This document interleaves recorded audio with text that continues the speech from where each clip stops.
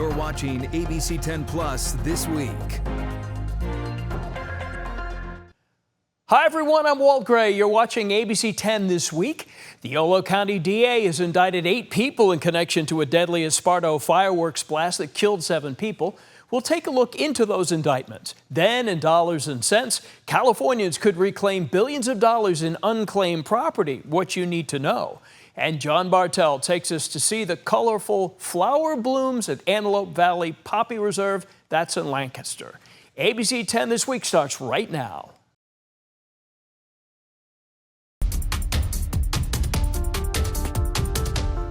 Let's turn now to developing news. 8 people have been arrested in connection to the deadly fireworks explosion in Esparto. And I want you to take a look. Among those arrested, Samuel Machado and his wife, Tammy. They own this property where that explosion happened on July 1st. It killed 7 people and burned more than 70 acres. Also arrested, Craig Cutright, owner of Black Star Fireworks, and Kenneth Chi, owner of Devastating Pyrotechnics. Both operated at the site. Douglas Michael Tollefson is now facing a second-degree murder charge. Jack Lee, Gary Chan Jr., and Ronald Botello III, who was arrested in December, are also linked to the case. The suspects are now facing several charges. ABC 10's Gabriel Porras is live tonight with more on the new developments. We've been following this from the very beginning. Bring us up to speed, Gabriel. Yeah, for 9 months now, Chris. This is a major moment in the case and also for a community still shaken by what happened here in Yolo County last July. But prosecutors say that the investigation is far from over. It's still ongoing, even as the case now heads here at the courthouse. For 9 months, this community has been waiting and asking the same question. How did this happen? The July explosion at an Esparto fireworks facility killed 7 workers. And now Yolo County's top prosecutor is calling it what they believe it is for the first time: murder. Yesterday, in the early morning hours, law enforcement teams from around the state and country arrested the individuals. Law enforcement has now arrested 8 people facing more than 30 charges combined. Those charges range from mortgage and insurance fraud to possession of assault weapons, animal cruelty, and child endangerment. The grand jury indictment also accuses 5 men of second-degree murder with 7 counts each. Among them, Yolo County Sheriff's Lieutenant Samuel Machado. Those counts allege a decade-long conspiracy which turned the property of a former sheriff's lieutenant, Sam Machado, into the Northern California hub for an illegal enterprise that imports and sells illegal explosives on the black market. According to prosecutors, the operation was on property Machado owned with his sheriff's deputy wife, Tammy. The indictment reveals the scale of the operation, alleging more than 11 million pounds of fireworks and materials were brought in over time. And at the moment of the explosion, investigators say at least 1 million pounds were on the property. Samuel Machado's participation included using his role as a trusted lieutenant to help shield the conspiracy as it expanded. I was not aware of the extent that that operation had grown into. The Machado's boss says he had no knowledge of the operation. Yolo County Sheriff Tom Lopez says both Tammy and Sam Machado resigned in March, and that his office has now brought in an outside agency to conduct an internal investigation. When all of a sudden you come to work and you find out that one of your coworkers is charged with 7 counts of murder, that's shocking. A shocking case now taking a major step forward. We're not done. The investigation's ongoing, and we won't be done for quite a while. And meanwhile, Yeah, so the investigation is very much ongoing, and the court case is just beginning, according to the DA. Most of the arraignments are expected to happen here in Yolo County Court in Woodland on Monday afternoon.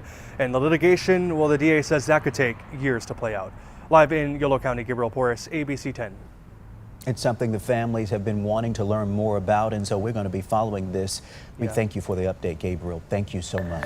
Continuing coverage on the shooting involving ICE agents in Stanislaus County. Yeah, it was all caught on camera. Remember this? According to the acting ICE director, the agents were conducting a targeted vehicle stop to arrest Carlos Ivan Mendoza Hernandez.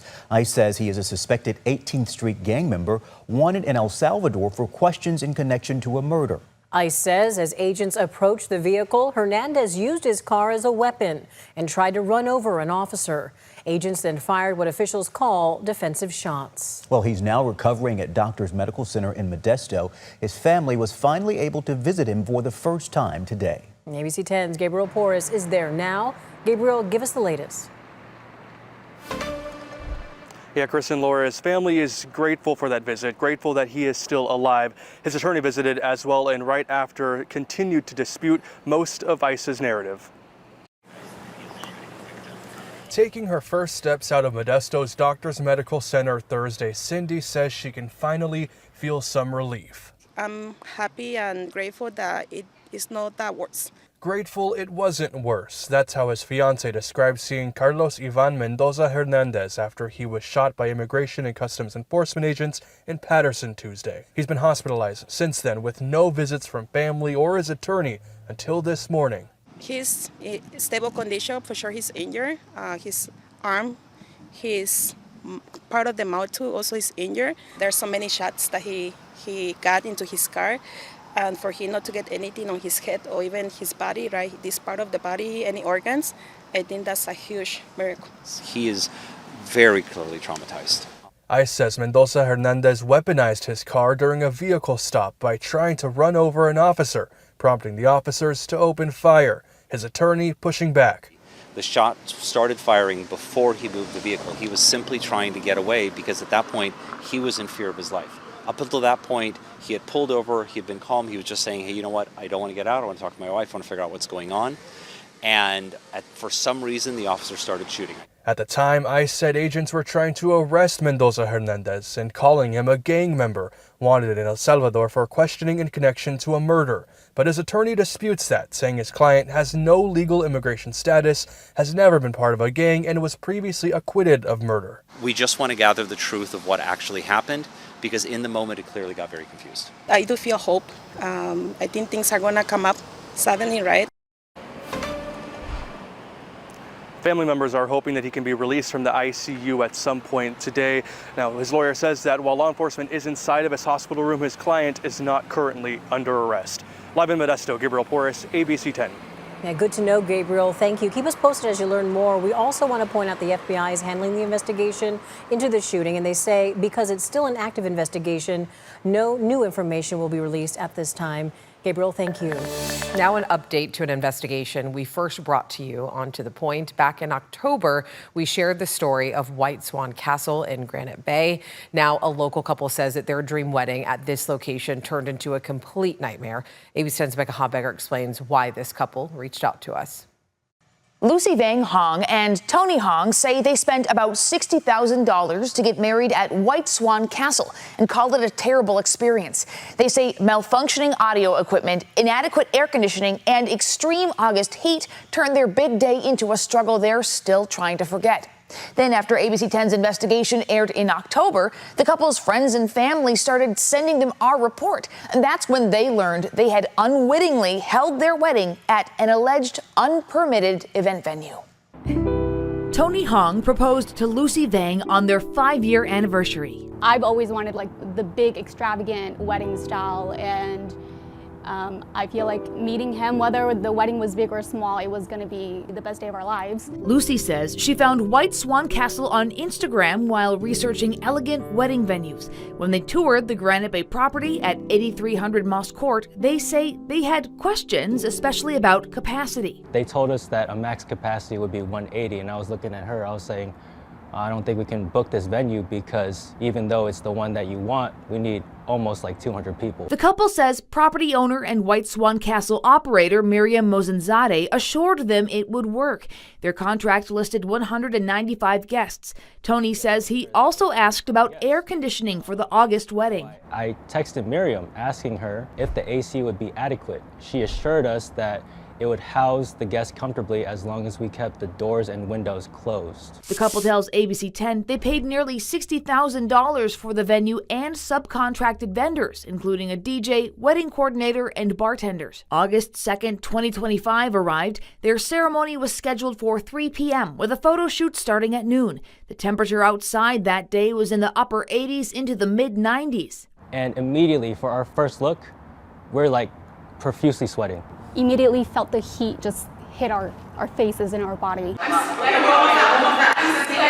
They say they repeatedly asked the wedding coordinator about the AC. The wedding coordinator, I asked her, is the AC on? And she mentioned in the video, it's on downstairs, but not up here where the stairs were. Is the AC not on? The AC's on downstairs, not up here. So in good faith, again, we said, okay, maybe they just turned the AC on not too long ago. Maybe it takes time for the AC to really cool down the whole building. But the couple says the indoor temperature didn't improve. Then came the outdoor ceremony as Tony walked down the aisle with his mother.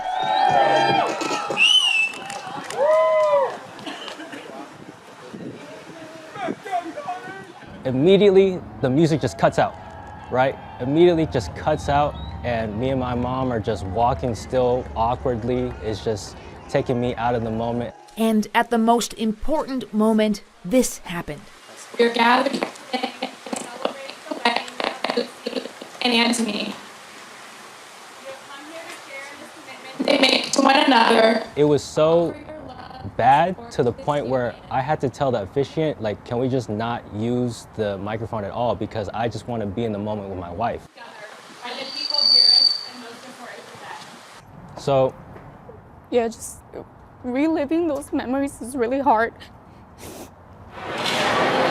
After the ceremony, the nearly 200 guests entered the venue for the reception, where the couple says the air conditioning hadn't cooled anything down. inside that venue alone, it felt like they were cooking alive. The couple says the wedding coordinator and Mozinzadeh told guests to keep windows and doors closed so the AC could work, but complained the heat was becoming unbearable. They're starting to say stuff about like feeling like suffocation, and they had to physically open the doors. Tony says his 97-year-old grandfather, who uses a wheelchair, was among those struggling. Tony's grandfather felt like he was going to pass out. The couple says many elderly guests left early. I'm just sitting there, sweat dripping down my nose, asking myself, did I really pay nearly $60,000 just to feel like I'm publicly humiliated in front of all my friends and family? We didn't want to look mad or disappointed, so we tried to put on a face, but it was really hard. After the wedding, they contacted Mozinzadeh about their concerns. At first, Miriam was sympathetic because she thought we were talking about the DJ on its own. But when we started bringing up the heat, she became very unresponsive, right? She stopped like picking up our phone calls. She stopped answering our texts. The couple sent multiple emails requesting a private resolution by August 16th, 2025. They say White Swan Castle responded on that deadline. They basically denied all of our allegations. They also later admitted that they can't regulate the temperature inside due to the castle's architecture.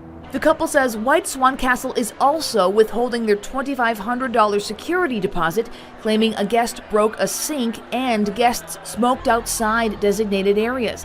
The couple says they were never shown evidence. In the contract itself, it states that it is the wedding coordinator's duty to contact me during the day of the event if my guests are smoking outside the smoking area. I was never notified of this at all.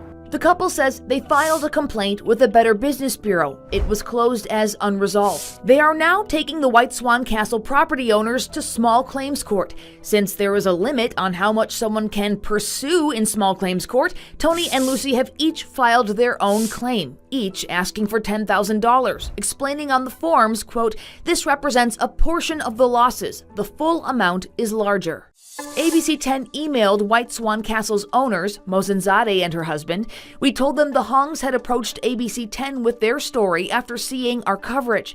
We invited them to respond to the couple's characterization of events, asking about the air conditioning, audio equipment malfunction, security deposit, and where things stand now. ABC10 offered the chance for an interview or to provide a statement, as the owners did for our earlier story. In a separate email, Mozinzadeh responded. She called the Hongs' allegations demonstrably false and said they are being addressed through the appropriate legal channels, and said in part, quote, "Due to pending legal action, we cannot provide further responses at this time." Mozinzadeh also objected to ABC10's previous coverage, calling it harmful. In October, ABC10 reported that Placer County confirmed the property is not permitted to host commercial events. Back then, Placer County told ABC10 code enforcement had issued the White Swan Castle property owners a notice of violation for an event held the last weekend of May 2025. ABC10 asked the county about any action taken in response to the Hong's August wedding.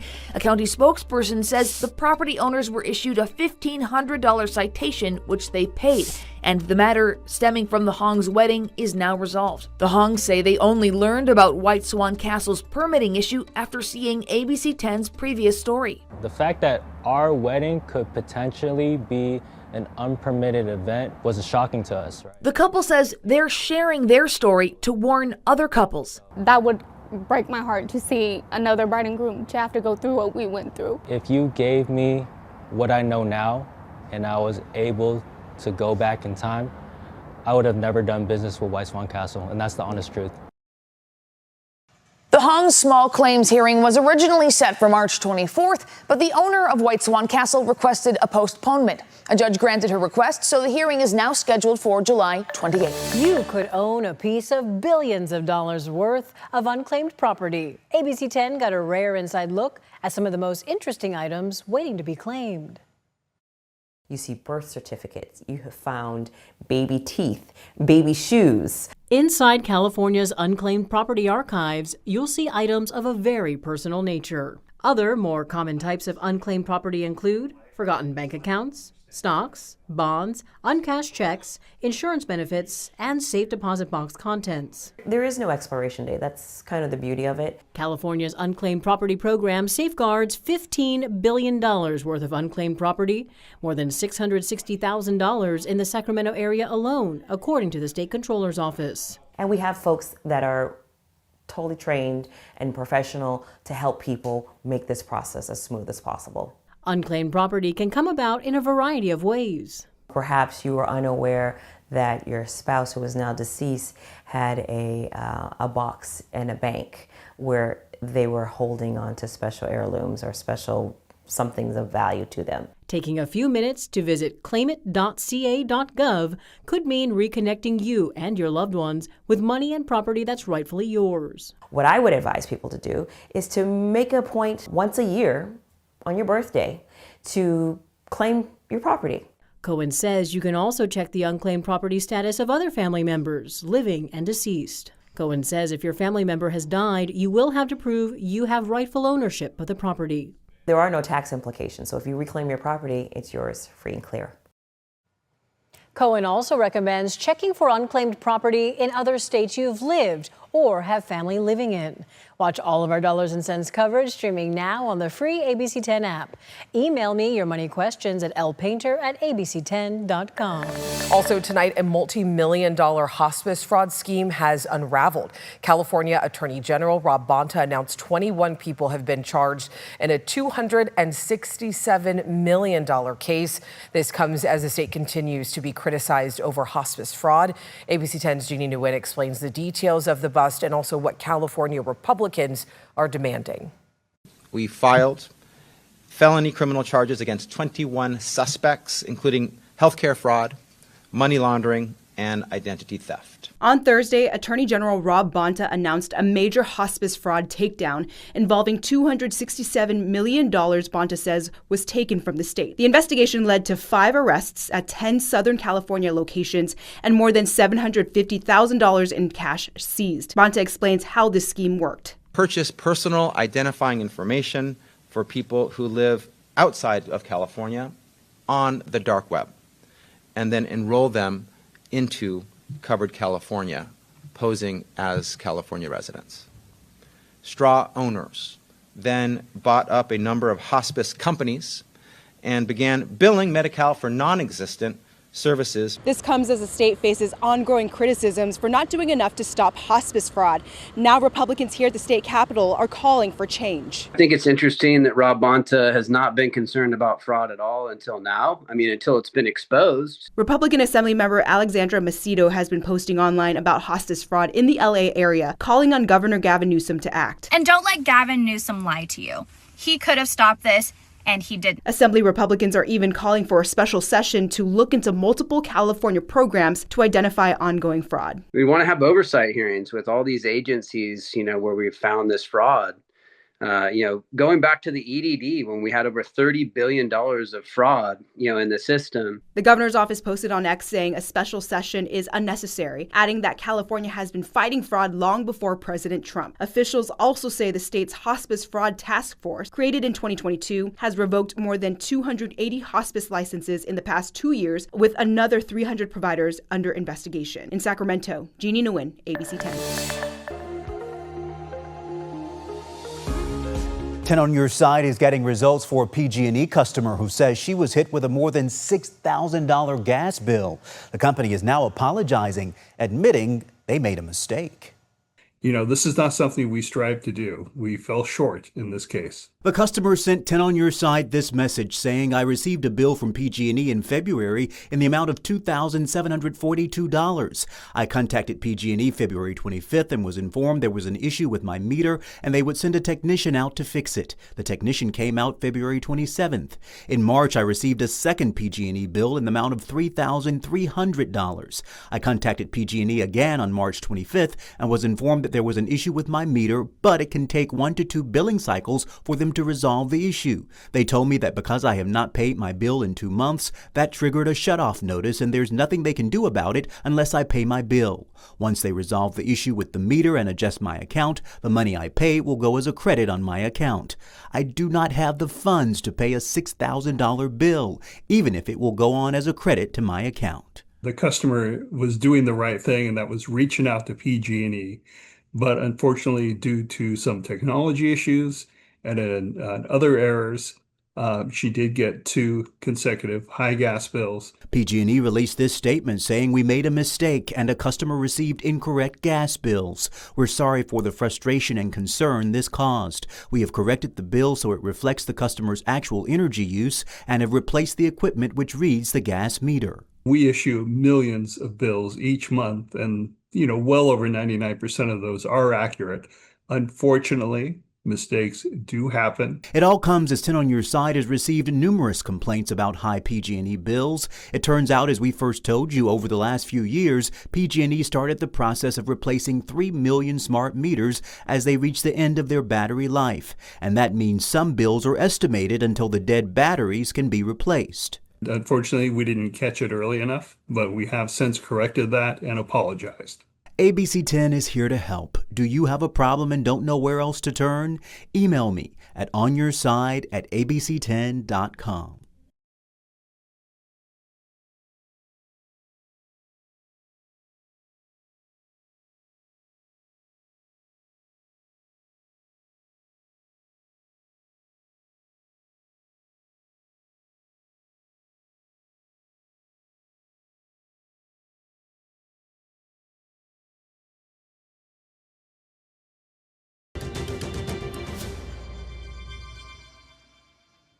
From neighbors helping neighbors to inspiring acts of kindness, each week we are sharing stories on people making a difference. Tonight in our Champions of Hope, we introduce you to Scott McGregor. Now, after a blood stem cell transplant saved his daughter's life, an El Dorado Hills father found a new calling. Scott McGregor now volunteers his time hand-delivering blood stem cells to patients in need and advocating for the registry after a donation from a complete stranger gave his little girl a second chance 13 years ago following a diagnosis with a very rare blood disorder. Now he's taking that mission to Capitol Hill, pushing a bipartisan bill to reauthorize and expand the National Transplant Program. The need is urgent because between 2020 and 2024, more than 8,600 Californians searched for a life-saving donor. And today, McGregor gave an update on his daughter. She's doing incredibly well today, and we owe it to the NMDP, the registry that helped find that donor that saved her life, and this young man right here, who is her donor, who just happened to sign up at of all places, a Cincinnati Reds game. He swabbed his cheek. A year and a half later, after he joined the registry, he gets a call saying, "Hey, we think you match a little girl." And that little girl happened to be my little girl. He donated some cells that came on a plane to California. And fast forward, we are 12 years since her transplant. She's now 20 years old and is completely cured of that disease.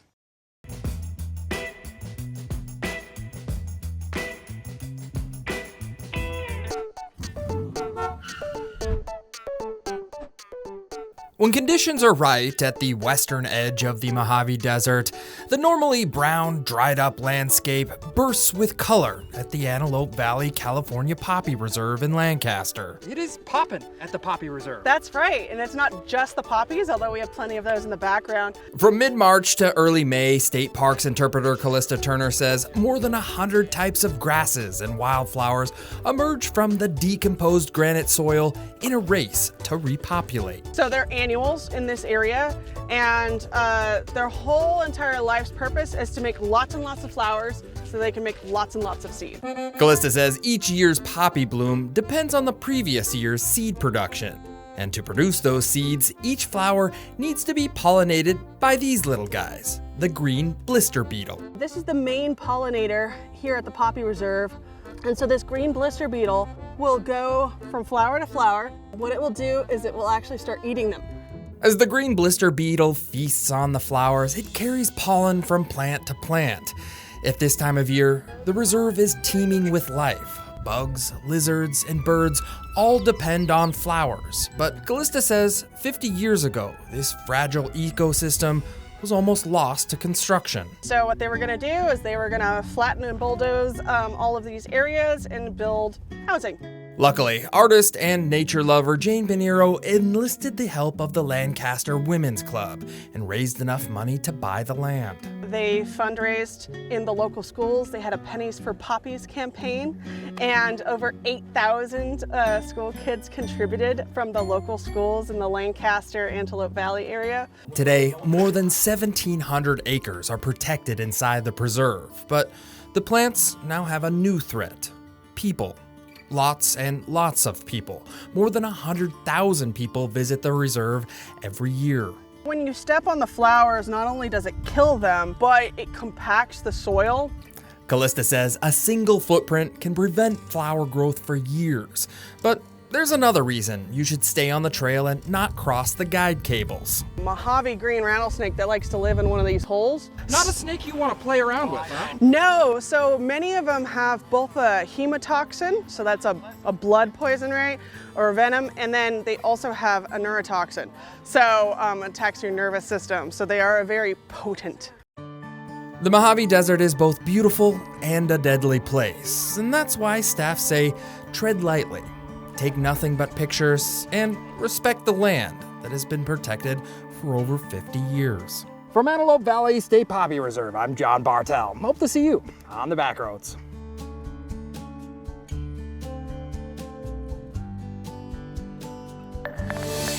And thank you for watching ABC 10 this week. We're here 24/7 on the free ABC 10 TV streaming app. You can get your local news and weather anytime, anywhere.